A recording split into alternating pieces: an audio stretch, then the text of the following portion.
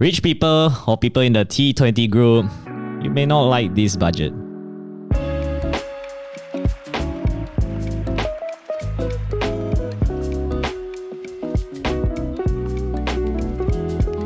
As a disclaimer, none of what we say should be taken as financial advice. This is purely educational. Guys, there's some good news. We will be giving a free giveaway of our FIRL Pro program, which is worth more than 2,000 ringgit. And you can participate in getting it in the description or comments where you can find the details. The deadline for this participation will be the 6th of March. So time is running out. Let's get to it. All right, MJ. Yes. So this is we finally have the budget 2023. And yeah, I think this is some of the highlights. So you can see, I think you pointed it out that the allocation for budget 2022, it was 332 billion. And right now it increased about 20%. Yeah, so about 50 billion. This is actually widening the deficit to, or rather the budget to GDP ratio. Yep. So GDP increased by about 32.5 billion in 2022. And the budget in 2023 will increase by 50 billion. Right? Now, of course, it's not the net effect because obviously tax revenues and all that increase as well. So, but the point is, we're going to have a bigger budget to presumably help the poor a lot of it, and to also spur investment. Yeah. Actually, there's no surprise, right? It's always going up. No surprise, but it's a big jump. It's a big one. Yeah. It's a big jump. Right? All right. Okay, so this is the ministerial allocation. Yes. All right. So I believe this is including the education, health, higher education, and the big one, the major one. So I can see that the health minister, as you highlighted over here, is receiving the second largest, which is about 36.3 billion. It's up another 4 billion, I would say, roughly. And obviously the highest one would be the education side. That's right. Yeah, I think that it's pretty okay. But yeah, why are you putting this allocation? What can investors take out? Of all the allocations here, the one with the, I would say, biggest effect to investors would be the health ministry, right? Because they spend money on, hospitals, healthcare stuff. And it's also quite consistent, right? So you're looking at a 10+% increase, which is in line with medical inflation somewhat. Yes. And it's a nice constant, right, in an environment of confusion and complexity. So, one of the things that we've been talking about for the past 6 months, and it's probably still true today, is the importance and, of course, as an investor, the relevance of healthcare. As a country, we spend more and all that. It means that healthcare companies, no matter how small and how sophisticated, stand to benefit. So, again, we look at the budget to look for clues as to where we can find opportunities. Health is one of them. To be fair, budgets in general don't give you too much, except for how they're spending money and also construction, which we'll talk a little bit about later on. Yeah, but so far, this is the major one that is getting. So yeah, of course, the more the money, you need to pay attention to this. And actually, a good country should be spending this amount, should be increasing their spending. In fact, country like the US, of course, is a bit more intense. They spend like 4% of their GDP on healthcare. Singapore is somewhere closer, if I'm not mistaken, to 2%. But if you think about it, our economy is about 1 trillion ringgit, give or take. Right. 1.2. So, but if you look, actually, no, sorry, it's close to 1.5. So if you look at 36 billion, that is 0.5%, if I'm not mistaken. It's not a lot, basically. So it should actually increase. But anyway. Yeah, but that's pretty interesting. Looking at in terms of GDP. Hey guys, if you're interested in building a 6 to 7 figure portfolio using the power of stock investing, head over to the comment section or the description to sign up for our free masterclass so that we share with you exactly how we do it. All right. I believe a lot of people expected them to propose GST. No, what was that? There were a lot of talks on GST, like reintroduce GST, like abolish SST just to collect more tax. But yeah, surprisingly, there is no GST. Surprise or not surprise. But but the one thing that is pretty interesting, and I believe that they did a good job introducing this, is the luxury tax. Yeah, I mean, I've always been I'm a fan, right, of GST. Yep. Because it helps balances the budget, and if you think that it's gonna cause hardship to people because of the GST, yes, it's true. In the immediate. Yep. But if you don't implement the GST, what's going to happen is that you're not going to be able to reduce the deficit of the country, and you will face problems in the future. So if you don't pay your taxes now, you're going to pay your taxes in the future. That's basically it. So for me, I rather take the pain now than to let it snowball into something a lot bigger in the future. Right. I believe the reason why also they don't introduce GST is because, like we mentioned, there's a lot of hardship right now for a lot of B40, M40 people. They are kind of struggling. However, what I would criticize how I would criticize the implementation of the GST in 2014 and beyond is actually to not create tiers for goods, right? Or maybe they did, but it wasn't as extensive. And you know, when you just slap, if I remember correctly, 6%, right, on everything. Yeah. I don't think that's the right thing. Like, for example, you have to rank order, right? Things that are transport related, especially with cars that are under certain, CC or whatever, plus, basic food materials or that. You shouldn't be putting a GST at 6%, right? Yeah. I'll just throw some numbers. Maybe put 2 or 3%. Yeah. Right? Where, you actually will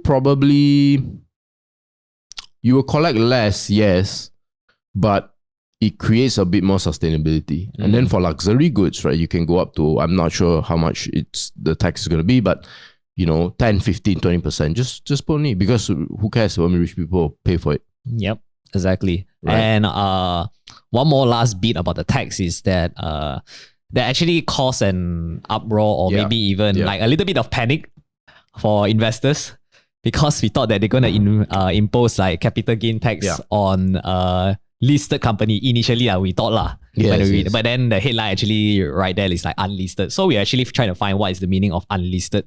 And then they kind of like show and explain that it's for private companies, or like Sendian Berhad or whatsoever. So that is going to be imposing this tax towards, I believe, private equity. Yeah, basically, or any companies that is in, that buy and sell, private companies. I think it makes a little bit more sense than stocks, because private companies are illiquid and they are a bit more liquid, and they are usually between, rational buyers. Yes. Right. So, but in general, I would say, I'm just not a fan of capital gains. But again, there's so much detail that's not out yet, like what's the percentage, all different conditions, things like that. Now, of course, the big one is what if it does spill over into stocks? Now, I don't think that they should do for stocks, and I don't think it will happen. I could be absolutely wrong, and if it comes out, you all can just clip this video and embarrass me.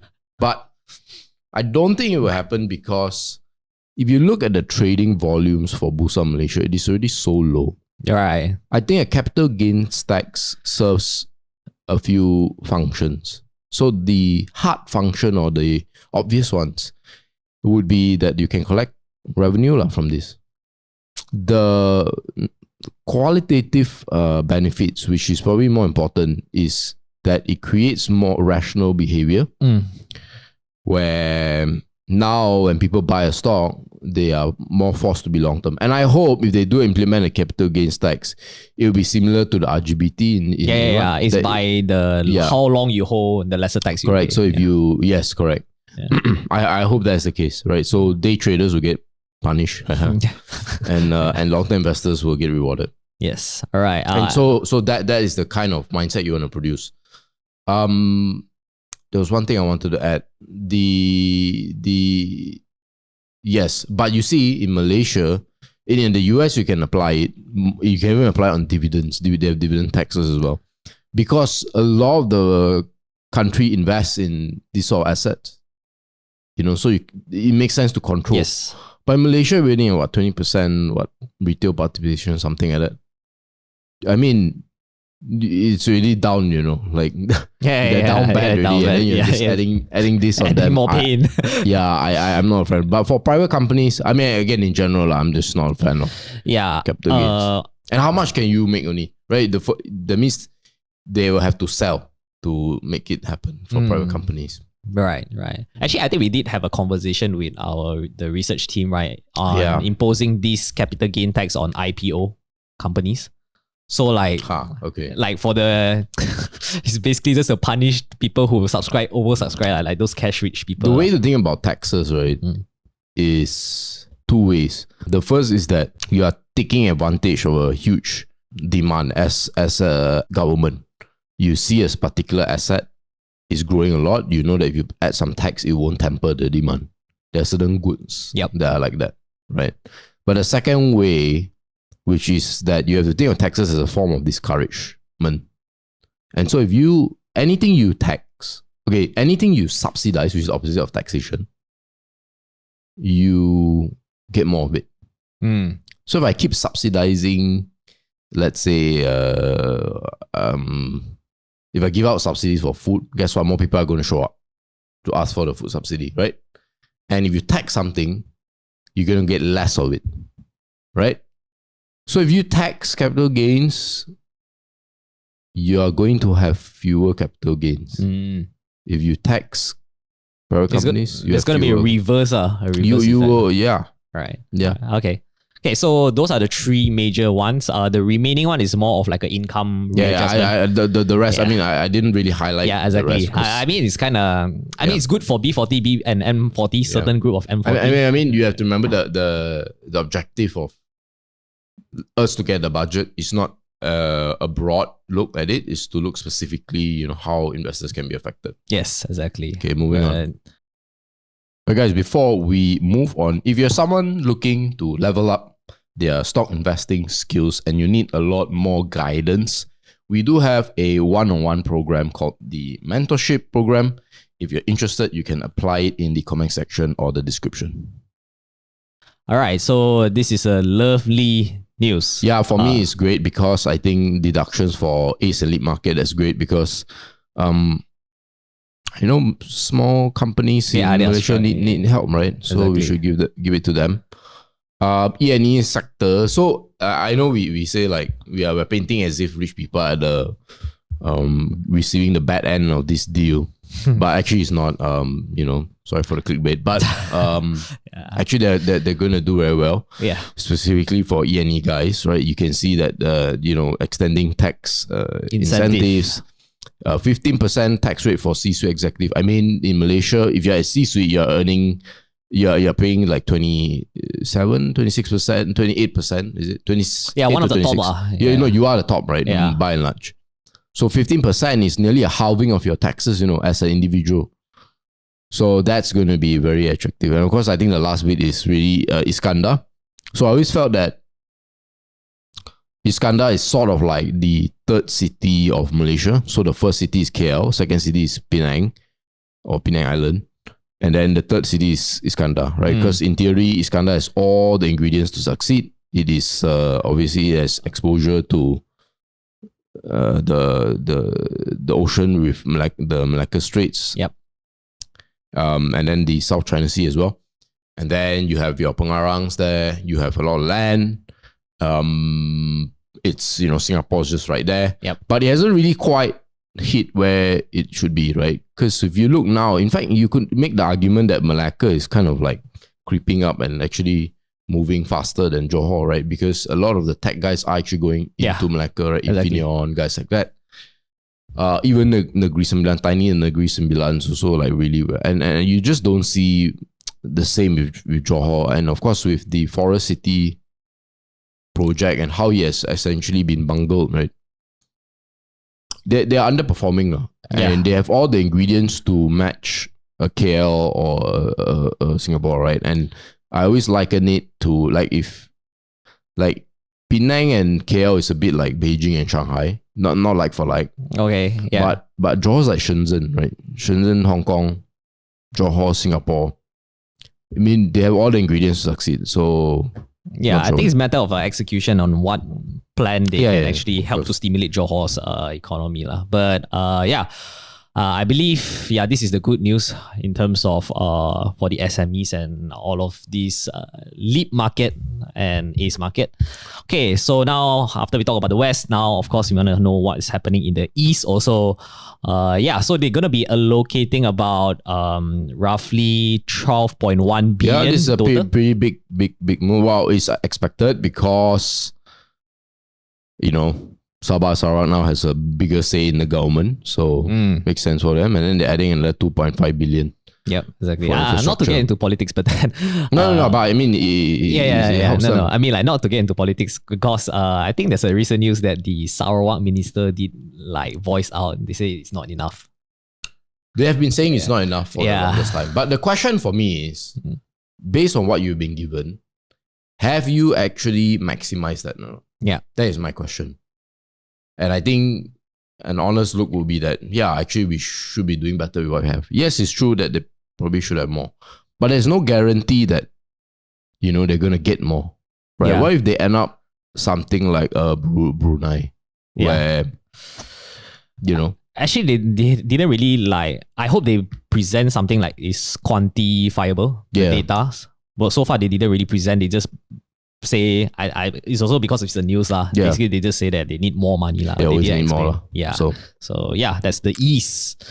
And this is some projects in the infrastructure. This is for the MRT. So for this is very big, right? It's very, very big. Reducing the cost. Okay, that's good. But then full participation of telcos, for the DNB or that, again, great, but not a lot more details. But as far as personally, I think one thing that's very interesting is this. Subang Airport. Subang Airport is a bit like a Petronas petrol station toilet. Yeah. Exactly. And it shouldn't be that way. I mean, Subang Airport can be seen as like the, in the UK you have Heathrow Airport. Subang Airport can be Gatwick, right? Gatwick is like a tinier version of Heathrow. And why not, really ramp it up? And you know what? If I had to guess the best performing, what's the word?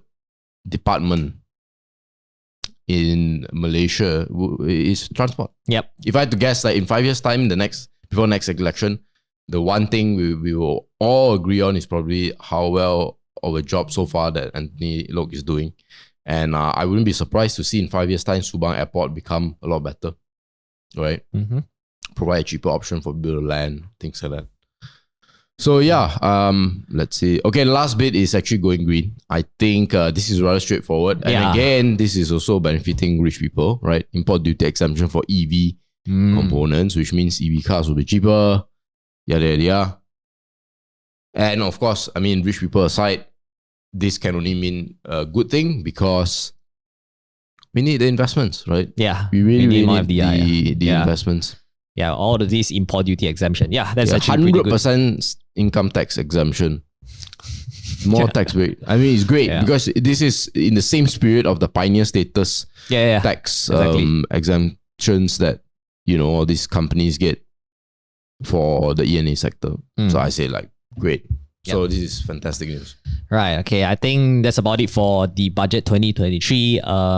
Before you guys go, you want to check out some of our stocks performance for FIRL Pro. And also, we have this new segment called the Telegram Stock Performance, which is actually stocks that are not in FIRL Pro portfolio. And so far, they have been performing quite well. FIRL Pro portfolio, we only have like one stock is in the red, about 7%. The rest are all still in the green in this pretty havoc market, pretty bloody market right now. And Telegram is actually stock ideas that we share to our members. That's not in the reports. Yeah, it's not in our reports. And why is it not in the reports? Because reports sometimes we may need time, but we do show them our initiation date. But sometimes because there's like more details to write about the particular company, so we need time to write it.